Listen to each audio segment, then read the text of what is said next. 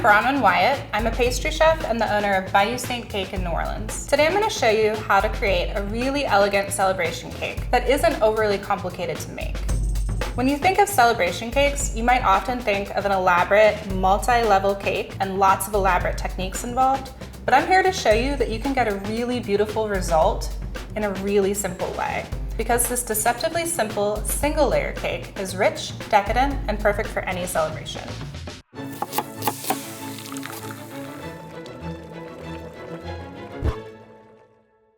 Our cake today is just going to be two elements: sour cream and cornmeal cake topped with an olive oil Swiss meringue buttercream. Let's get started. So we're going to start by assembling our dry ingredients. I'm going to add the cornmeal to the all-purpose flour. We'll add the baking powder and our salt. Now I'm going to combine the dry ingredients with a whisk, and this is really just to get them all nicely incorporated. Next, we're going to start by creaming our butter and sugar together. So my butter is at room temp, which is kind of a vague thing to say, right? Because rooms can be all different kinds of temperature, especially in New Orleans where it's wildly hot and humid in the summertime. So a good thing to test to see if your butter is the correct temperature is just to give it a light press with your finger. You should be able to indent the butter without it feeling incredibly greasy, and it shouldn't be melting at all. With a butter cake made by the creaming method, you really want to make sure that your butter and sugar achieve a nice fluffy texture. This is going to take us about 3 minutes. When you're creaming your butter and sugar together, it's really helpful to stop about halfway through and scrape down the sides of your mixer. This is really just going to allow all the butter and sugar to kind of incorporate evenly. All stand mixers have a kind of notorious little dead zone right at the bottom where ingredients stick. And so it's really nice to make sure you're actually getting underneath your paddle attachment. It's also totally possible to make this with a hand mixer. What you're really looking for is for your butter to have lightened in color and for your butter and sugar together to look really fluffy and like there's been a lot of air incorporated into it.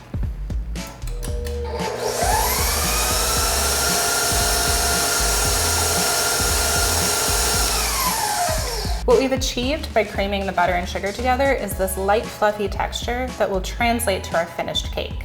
If you overbeat once you've added the eggs, you can actually collapse that texture, which is going to create a denser cake with a tighter crumb. So I'm going to turn the mixer back on to about medium. We'll add the eggs one at a time, and I'm going to scrape down the bowl after the first addition of egg.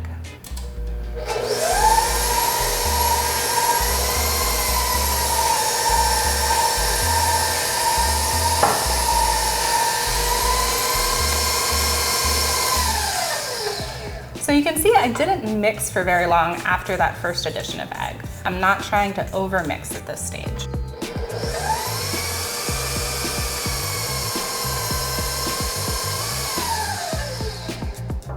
I'm going to scrape down one more time. I'm also going to add my vanilla paste. I'm going to be honest with you, I don't use a measuring spoon to measure the vanilla paste.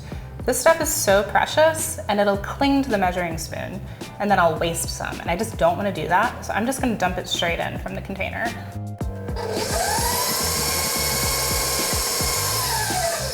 Just a quick mix to incorporate that vanilla paste. Now we're going to add our dry ingredients in 3 parts, alternating with our sour cream, which we're going to add in 2 parts.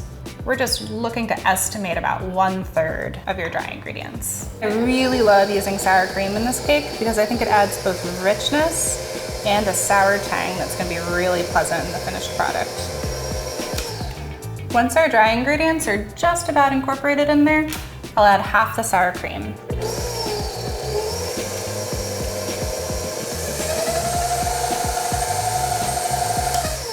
And I'm going to do my favorite thing, which is scraping down the sides. Now we're going to add our second portion of dry ingredients.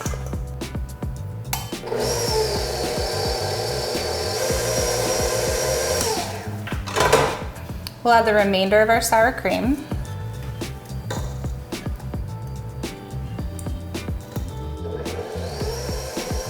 And we'll finish with the last of our dry ingredients.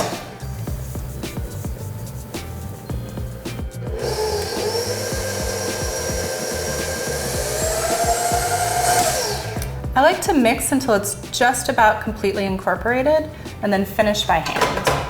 And we're really just looking to make sure that there's no specks of dry ingredients left in your batter and that your sour cream is fully incorporated. And it looks like we're about ready to go. We've got a lovely, smooth, emulsified cake batter. We're gonna be baking our cake today in a springform pan. Now I've greased this and already lined it on the bottom with a piece of parchment paper. That will really make our lives easier down the line when we go to unmold our cake. Now I'm gonna smooth the batter out in our pan using my favorite tool in the pastry kitchen, this $2 offset spatula. We're also gonna use this to frost the cake later. If you don't have one, it's a really great small investment you can make that will be incredibly helpful in any of your cake baking or decorating. Just smooth the top down. We're gonna put this in the oven at 350 degrees. It's gonna take about 45 to 50 minutes to bake. Every oven is different. So we're also gonna look at some visual cues that will tell us how to know if your cake is done. Olive oil might seem like a little bit of an unusual addition to a buttercream, but what I love about it is that it's got this lovely peppery, kind of spicy note that's really gonna add a lovely layer of complexity to what would otherwise be a fairly simple buttercream. So the olive oil you select for your buttercream today, you're really gonna taste every single one of those notes. You wanna make sure that's an olive oil that you really love. So we've got our egg whites, our sugar, our salt and cream of tartar, which I went ahead and just combined here, and our butter. We'll finish it by adding the olive oil and a little touch of citric acid. I've got my double boiler ready to go. I've got a whisk. I've got the whisk attachment for my mixer, and I have a thermometer. But we'll also talk about how to achieve this recipe if you don't have a thermometer at home. So my double boiler here is just a pot and the bowl to my mixer. And I'm gonna set this directly on the pot. First, I'm gonna add my egg whites.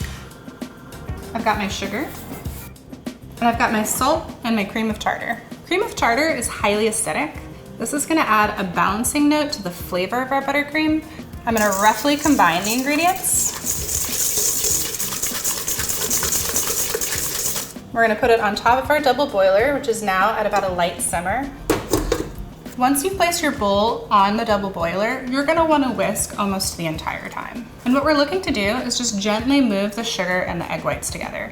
We're not actually trying to whisk them to achieve volume. We're just making sure that the egg whites are constantly moving so they don't overcook at the base of the bowl.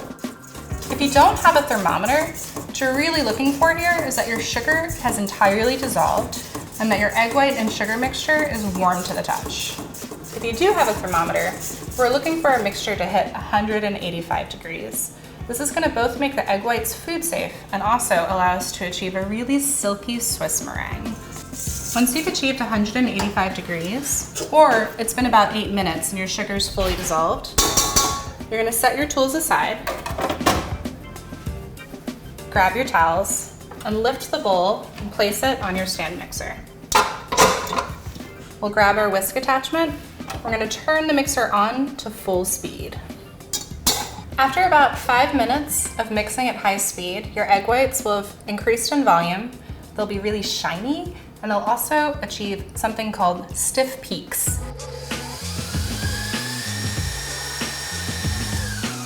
You can see that it's achieved a peak that stands up straight without bending over. That's a stiff peak. The other thing you'll notice is that your bowl has cooled considerably. You should be able to hold it comfortably in your hands. When we go to add our butter to the Swiss meringue, you really want to make sure that the mixture isn't too warm. We're gonna turn the mixture up to about a medium-high speed, and then I'm gonna add the butter one piece at a time.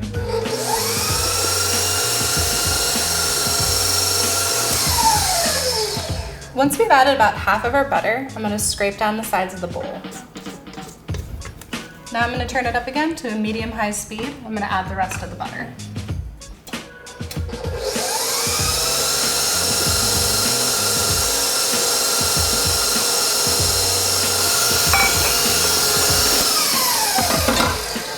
One more little scrape.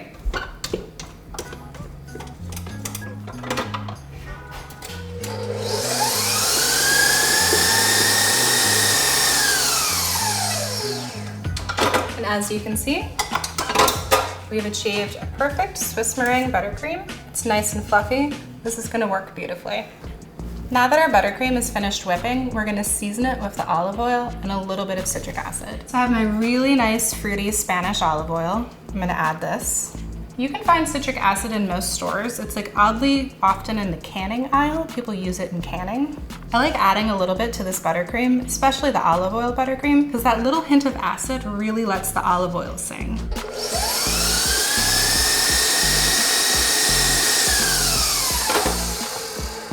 Now that my olive oil and my citric acid are incorporated into the buttercream, I'm gonna taste it.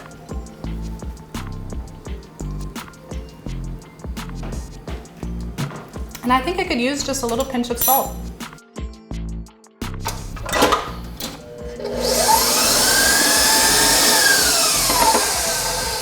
So we'll taste for seasoning one more time, and I think we're good to go. So it's been about 50 minutes. I'm gonna press the top of it. You can see it lightly springs back. This is a well-baked cake. I'm gonna pop it out. Because we've lined the bottom with parchment paper, it should slide out easily.